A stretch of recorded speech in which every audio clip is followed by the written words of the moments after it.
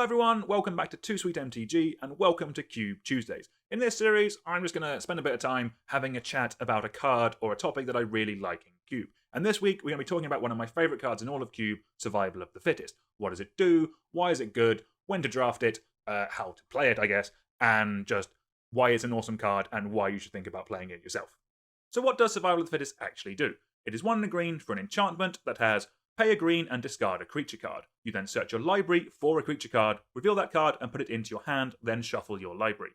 So, what does it do and what is it good for? So, at its base level, Survival of the Fittest is a tutor. It can replace any creature in your hand for just 1 green at the right moment for the card you need at that exact point. So it can be utility creatures, it can be like Chupacabra, it can be a Reclamation Sage. Even a Grist is a really good card to go and find off of it because it counts as a creature in your deck.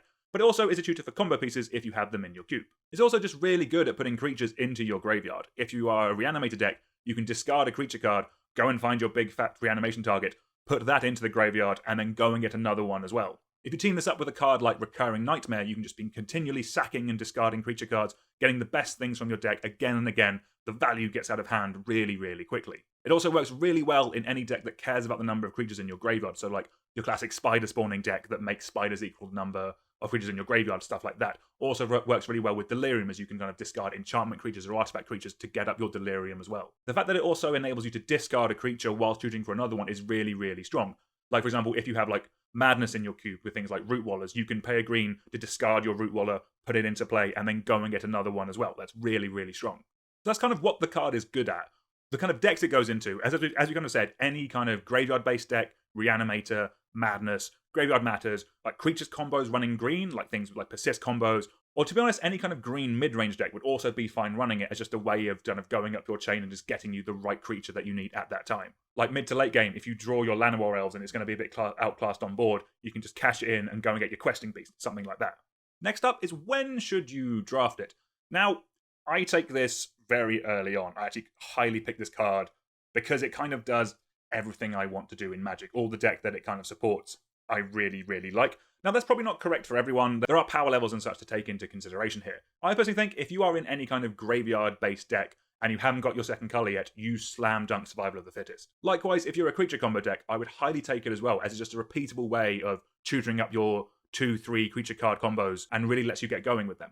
The main green deck I don't think it goes in super well is just your standard mono green, play elf, natural order into a hoof. As in those, you're more trying to cheat the hoof into play rather than tutoring for it and hardcasting it. So, you've drafted it. How does it actually play in a game of Magic? Generally speaking, if you see Survival of the Fittest, you tend to start using it as much as possible. You do need a creature in your hand to get the ball rolling, but when you do, you're going to be activating it a fair bit. What you tutor up will depend on the kind of deck that you're in. If you're in a Reanimator deck, you're normally going to discard a creature, go get your reanimation target, discard that, and get another one.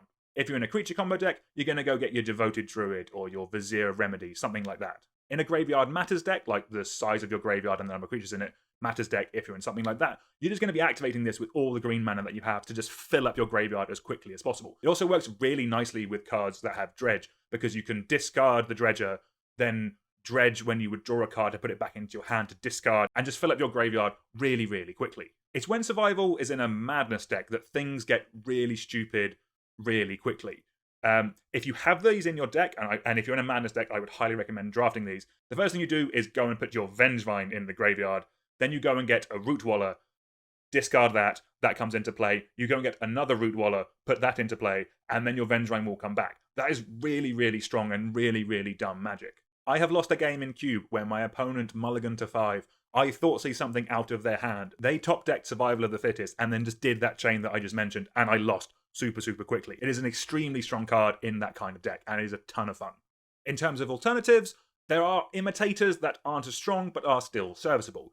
Fauna Shaman is probably the best example. It's a creature version that you can't use the turn it comes into play, as it has Summoning Sickness, and you can only use it once a turn. But it still is good, and it will still see play in a lot of cubes that have Survival of the Fittest, as is the closest that you can get to it. It still lets you do the tutor for the creature you need at that point. It doesn't do the dumb repeatable stuff like the Madness deck wants. You also have Vivian's Arcbow, which is probably the modern day and fair version of this, but it doesn't see too much play as it's nowhere near as strong and is definitely a much fairer version of this card. But to be honest, it's probably still fine in more budget cubes or more kind of lower power level cubes environments. In terms of power level, I think in a lot of cubes, this is a very, very strong card. You see it all the way up into the Mitgo Vintage Cube. And while it's not a super high pick in that cube, that's just more the power level of everything else that it's going against. In kind of like a legacy or like a unpowered vintage cube, it will be a super, super strong card. Now, I know that the regular bordered version of this card, as its reserve list, is very, very pricey now. There is a gold border version that exists, and also you can just proxy it if you want to give it a go. In those more budget environments, it might be a little too good, but what will break it open is the other cards that are around it getting better because of it. Either way, it is one of my most favourite cards in all of Magic, and especially in Cube. If you haven't played with it, I cannot recommend highly enough giving it a go and having a really dumb fun time with it. Let me know down in the comments if you had any dumb fun interactions or cool stories with Survival of the Fittest yourself. Personally, can't wait to see them. But until next time, please like, share, subscribe, and I'll see you all soon. Goodbye!